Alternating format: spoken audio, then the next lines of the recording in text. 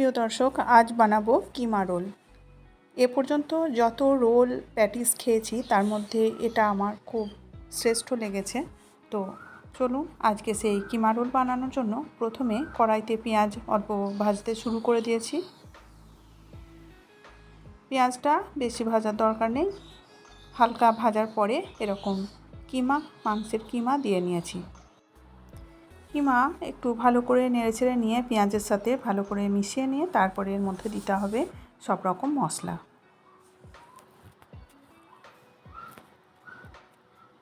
এখন এর মধ্যে দেব আদা রসুনের পেস্ট, হলুদ গুঁড়ো, লঙ্কা গুঁড়ো আর অল্প পরিমাণে জিরে গুঁড়ো, আর দিতে হবে মিট মশলা। সে যে কোনো মিট মশলা এর মধ্যে দিতে হবে। লঙ্কা গুঁড়োটা একটু বেশি করে দেবেন, তাহলে একটু ঝাল ঝাল লাগবে, যদিও আপনাদের টেস্ট অনুযায়ী আপনারা ঝাল দেবেন। এখন কিমা থেকে বেশ খানিকটা পানি বের হয়ে এসছে। এই পর্যায়ে দিয়ে নিলাম এর পরিমাণ অনুযায়ী নুন।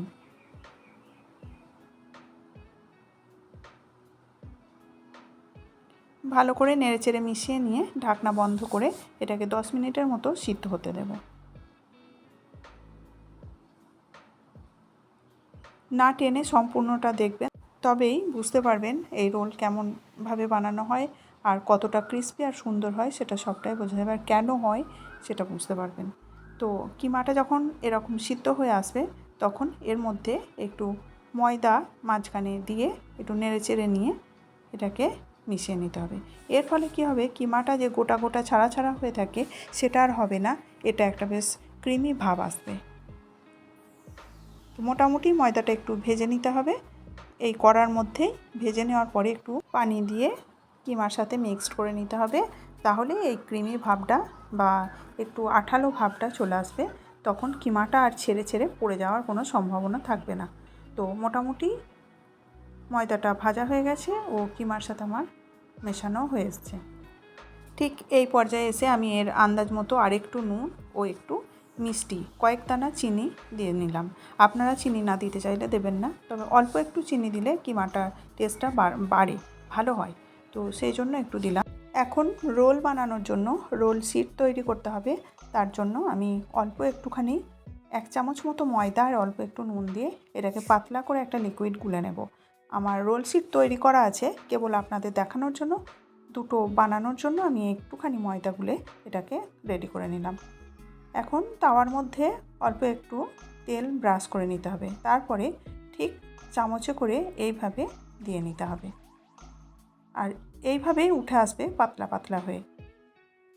কোনো সমস্যা নেই, ময়দা মেখে বেলে বানানোর থেকে আমার মনে হয় এইভাবে স্প্রিং রোলের যে শিট বানানো হয় এইভাবেই বানিয়ে নেওয়া খুব সহজ। তো আমার বানিয়ে আপনাদের আমি দুটো দেখাচ্ছি।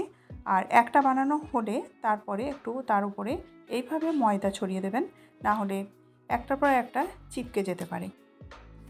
8-10টা মতো শিট আমি বানিয়ে নিয়েছি। এখন আপনাদের এটা দেখাবো যে এই শিটগুলো দিয়ে কিভাবে রোল বানানো যায়। তার আগে দেখুন একটার গায়ে একটা লেগে যায়নি, কত সুন্দর এটা আলাদা আলাদা মতোই হয়ে আছে। একটু ঠান্ডা হলেই এগুলো শুকিয়ে যায় আর রোল বানানোর জন্য তখন খুবই সুবিধা হয়। এখন একটা করে শিট এই কাঠের বোর্ডের উপরে রেখে তারপরে কিমা দিয়ে এইভাবে গড়িয়ে গড়িয়ে রোল পাকিয়ে নিতে হবে। রোলটা যাতে খুলে না যায় তার জন্য একদম শেষের দিকে একটু ময়দার গোলা অথবা ডিমের গোলা লাগিয়ে নিতে হবে, তাহলে রোলটা ভালো করে গড়িয়ে নেওয়ার পরে এটা চিপকে যাবে আর খুলে কিমাগুলো বেরিয়ে যাবে না। ঠিক এইভাবে করে রোলটাকে গড়িয়ে নিতে হবে। আর এই দুটো সাইড একটু কাটা রাখতে হবে, এই দুটো গুটিয়ে ঢুকিয়ে দিলে হবে না, তার কারণও এখন দেখতে পাবেন।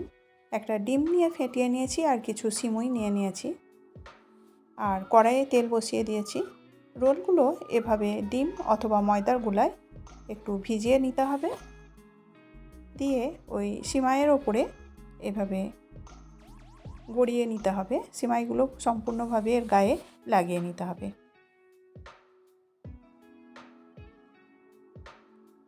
আর এর যে মাথাটা খোলা আছে এদিকটাতেও সিমাইটা ধরানো সুবিধা হবে, ফলে কিমাগুলো আর বেরিয়ে যাবে না।